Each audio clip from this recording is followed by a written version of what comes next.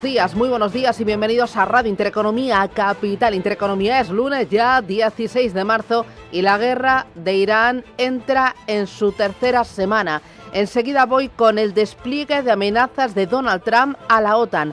Está la OTAN en su diana. Pero antes, aquí en casa, Castilla y León, elecciones. Las urnas han hablado, la derecha seguirá gobernando la región como lo lleva haciendo en los últimos 39 años. El Partido Popular gana las elecciones, de 31 escaños pasa a 33 y aumenta la distancia con el Partido Socialista, pero también tendrá que pactar con Vox, que crece pero menos de lo esperado. Y ojo, ceremonia de los Oscar, ceremonia que deja un claro ganador, la batalla más larga y una decepción. Chirac se queda con las manos vacías, no hay estatuilla. Y mientras, la guerra de Irán prosigue. El petróleo cotiza en $104, el Brent, y las bolsas están cayendo.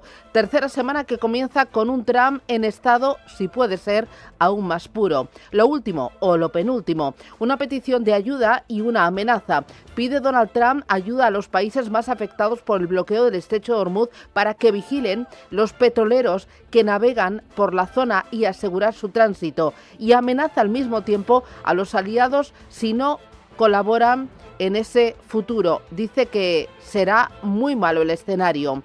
En una breve entrevista a Financial Times, Trump afirma que, así como Estados Unidos ha ayudado a Ucrania en la guerra con Rusia, espera que Europa contribuya en el estrecho de Hormuz, cuyo cierre ha disparado los precios de los hidrocarburos en todo el mundo. Minutos antes, en declaraciones a periodistas a bordo del Air Force One durante el vuelo de regreso desde Mar-a-Lago a Washington, aseguraba que está conversando con varios países para formar una coalición internacional que patrulle el estrecho de Hormuz.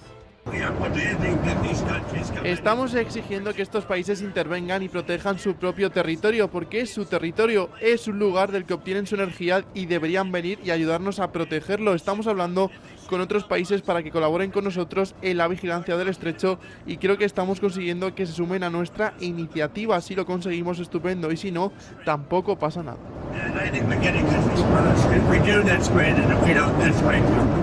Trump estaría pensando en una coalición de 7 países, con Reino Unido, Corea del Sur, Francia, con Japón, entre otros. De momento se lleva 2 no. La primera ministra Sanae Takaichi niega que existan planes para realizar un despliegue militar en el estrecho de Hormuz. Estas declaraciones llegan en la misma semana en la que tiene previsto su primer viaje a Estados Unidos desde que asumió el cargo. Lo mismo le ha dicho el gobierno de Australia: no enviará buques de la Armada a la zona para escoltar a los petroleros que transitan por esta zona. Y aquí en Europa, ayer declaraciones del ministro de Exteriores de Alemania, asegurando que no participarán en ninguna misión para asegurar el estrecho. Trump también está presionando a China. ¿Cómo? Esta madrugada, en una entrevista a Financial Times, afirmaba que podría retrasar su viaje a China previsto para finales de este mes.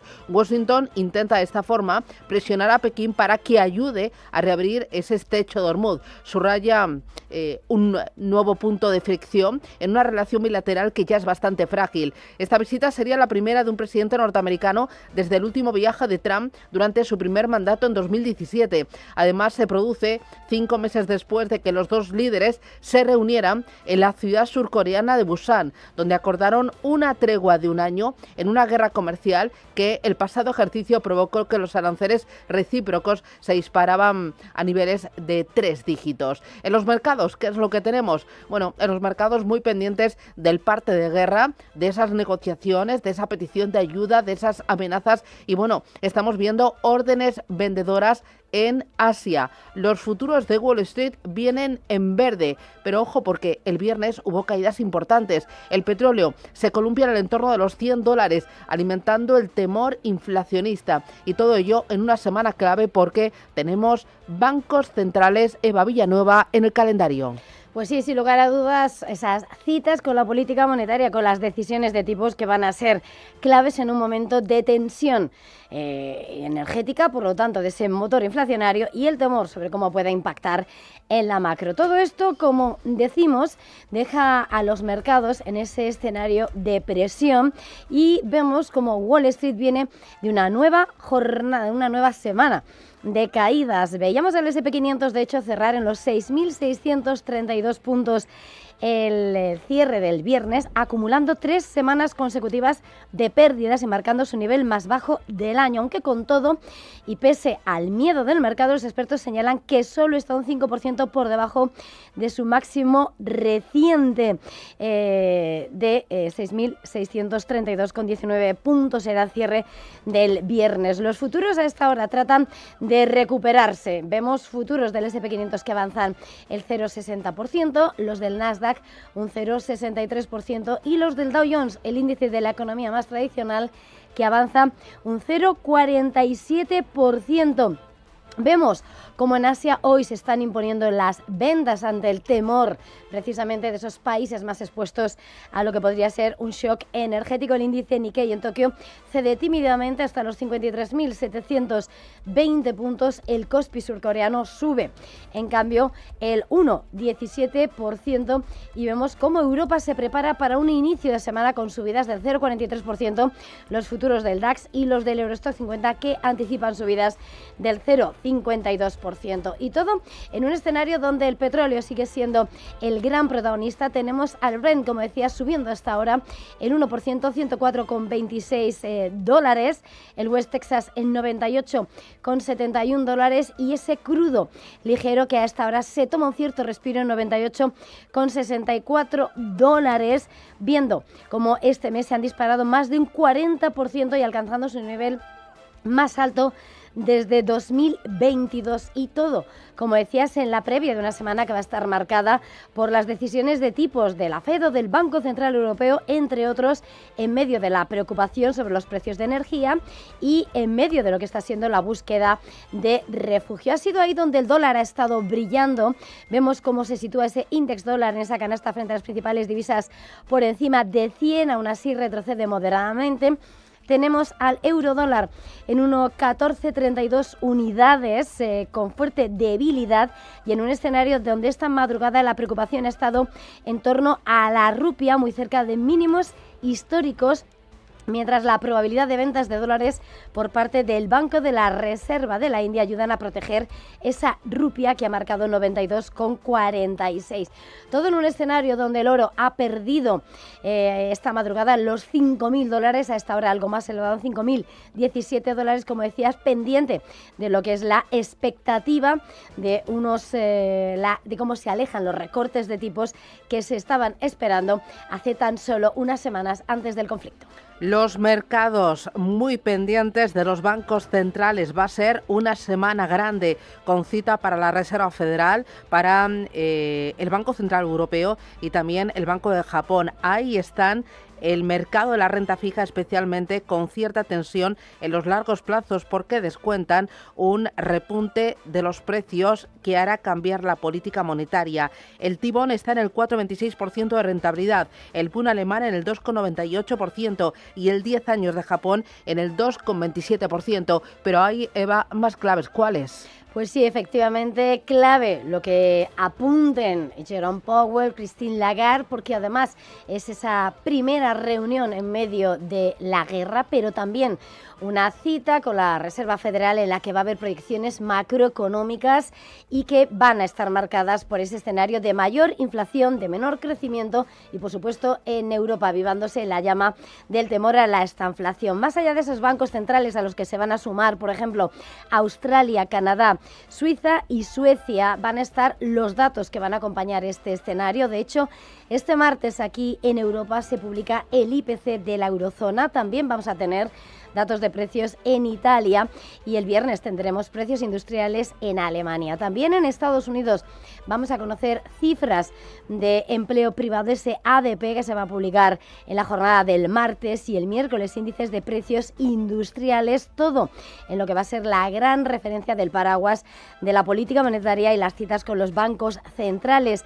En cuanto a las grandes referencias empresariales por parte de la tecnología y de la IA, hoy es clave, arranca la conferencia GTC de Nvidia y los inversores van a tratar de buscar en ella un posible catalizador positivo. También va a continuar la campaña de resultados a menor gas. Tenemos compañías de consumo como Macy's, compañías como CK Hutchinson, que va a recoger también lo que es la presión de la geopolítica, o mirando a Asia, resultados como Tencent. El viernes en España, Junta de Accionistas de BBVA, y todo esto, por supuesto, en un paraguas que va a estar marcado por las reuniones preparatorias de la reunión del Consejo Europeo del jueves y del viernes, en medio de la tensión geopolítica, pendientes de la guerra en Irán y cómo siga desarrollándose el precio en torno al petróleo. Justo hoy lunes, los ministros de Exteriores de la Unión Europea debatirán la posibilidad de reforzar una misión naval en Oriente Medio. El Consejo de Asuntos Exteriores tendrá lugar en Bruselas y estará presidido por la alta representante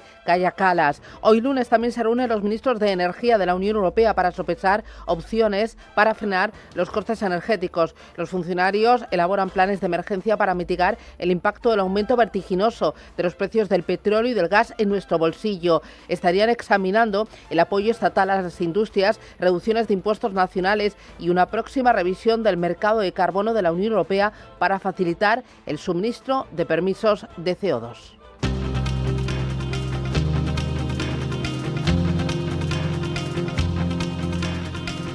Son las 7:11, es lunes 16 de marzo, el día nos trae más noticias y empezamos en clave nacional con la noche electoral y el resultado. El Partido Popular gana las elecciones en Castilla y León, pero necesitará el apoyo de Vox para gobernar. Hugo Alonso, buenos días. Buenos días, los populares consiguen 33 procuradores, 2 más que en las elecciones de 2022. Vox, por su parte, consigue un escaño más que en las anteriores elecciones y acaba con 14. Para el candidato popular Alfonso Fernández Mañueco, Castilla y León ha elegido certezas. El Partido Popular ha ganado las elecciones. Frente al ruido, el panorama negativo, el panorama gris que veían otros partidos, nuestra tierra ha elegido certezas. Ha respaldado de forma mayoritaria el proyecto que encarna el Partido Popular. Muchas gracias a todos los que han confiado en nosotros. Un optimismo que compartía también el candidato socialista Carlos Martínez, que ponía la pelota en el tejado de Vox y se preguntaba si el partido de Pollán va a estar dispuesto a ser la muletilla de Vox. Vamos a ver hasta qué punto Vox está dispuesto a ser esa muleta permanente. Vamos a ver cómo esa derechita valiente sigue siendo la derechita cobarde que apoya al PP. Y os digo una última cosa. En esta primera baza no tenemos cartas. En la segunda, todas. Vamos a por ellos. El ministro de Agricultura, Pesca y Alimentación, Luis Planas, se reúne hoy con el conjunto del sector agroalimentario y pesquero. Lo hace para analizar la situación actual y evaluar posibles medidas para mitigar el impacto económico y, como consecuencia, del conflicto en Oriente Medio. La patronal pesquera ya ha adelantado que pedirá al Ejecutivo medidas compensatorias que permitan mantener su actividad ante el disparado incremento de los costes de producción, que podrían llevar a parones de la actividad. Donald Trump asegura que llegarán a un acuerdo con Cuba muy pronto. El mandatario estadounidense afirma que a los periodistas en el Air Force One que Cuba es una nación fallida y que llegarán a un acuerdo o harán lo que tengan que hacer.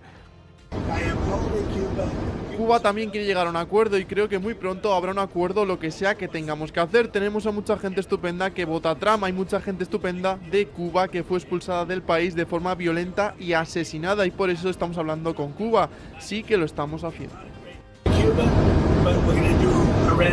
Unas palabras que vienen tras las grandes protestas que ha habido en el país, donde la ciudad de Morón un grupo de manifestantes ha asaltado la sede del Partido Comunista de Cuba, algo insólito en la historia del régimen. En Francia, los resultados de la primera vuelta a las municipales dejan 2 claros ganadores, Agrupación Nacional y Francia Insumisa. El partido de Marine Le Pen se ha convertido en la segunda fuerza más votada en Marsella y en Niza. Su candidato Eric Ciotti ha sido el más votado. La izquierda melenchonista, por su parte, tiene la llave para gobernar París, Marsella y Lyon, y podría conquistar Lille.